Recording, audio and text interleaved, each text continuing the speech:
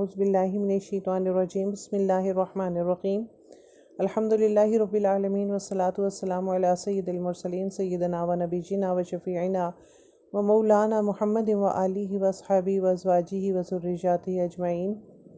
رب اشرح لی صدری و یسر لی امری واحلل عقدۃ من لسانی یفقہوا قولی۔ امید ہے سب خیر خیریت سے ہوں گے۔ آج ہم اپنے مخرج نمبر 5 کو جو ہے پڑھیں گے، اور وہ قوف کا مخرج ہے جو کہ جس میں زبان ہمارا استعمال ہوگی، اصل اللسان یا اقصى اللسان، زبان کا آخری حصہ، زبان کی جڑ جو ہے وہ اس میں استعمال ہوگی۔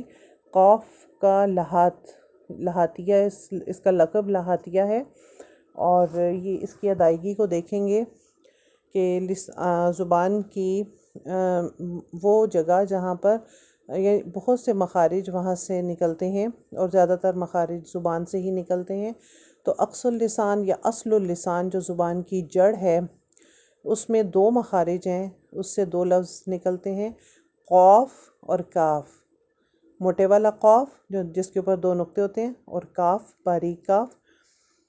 جب ہماری زبان کا یہ اصل اللسان حصہ وہ اٹھ کر نرم تالو سے اوپر لگتا ہے تو قوف ادا ہوتا ہے، اور اس کو ہٹ کرتا ہے جیسے ایک بال ہٹ کرتی ہے، اور سٹرونگ ساؤنڈ ہونی چاہیے قوف کی ادائیگی میں، کہ ہمارا اصل اللسان جو زبان کی جڑ ہے وہ ہمارے تالو سے لگے اور فوراً واپس آئے، جیسے آق، حمزہ زبر قوف ساکن آق، جو ایک مخرج پتہ کرنے کا جو میں نے بتایا تھا کہ اس سے پہلے حمزہ متحرک لے کے آئیں گے، تو آق،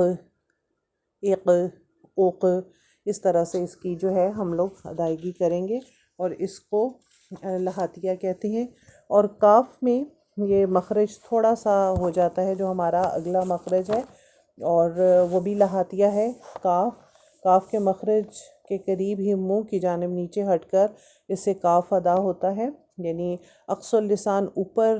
ہٹ نہیں کرتا، بلکہ وہاں پہ ہماری ساؤنڈ، ہماری آواز رک جاتی ہے، جیسے اک، اک، ذالک، ذالک، قبلک، یعنی اس طرح سے ہم لوگ کاف کو ادا کریں گے، اور اس میں بھی زبان کی جڑ ہی استعمال ہوگی ہماری، اور اسی طرح سے ہم اپنے مخارج کو آگے لے کے چلیں گے انشاءاللہ۔ نیکسٹ پہ آئیں گے، اگلا جو مخرج ہمارا ہوگا اس کو ہم پڑھیں گے، جو ہمارا یعنی 6 مخارج ہم نے پڑھ لی ہیں 17 میں سے۔ اللہ تعالی ہمیں صحیح طور پہ پڑھنے کی توفیق نصیب فرمائے، آمین۔ السلام علیکم ورحمۃ اللہ وبرکاتہ۔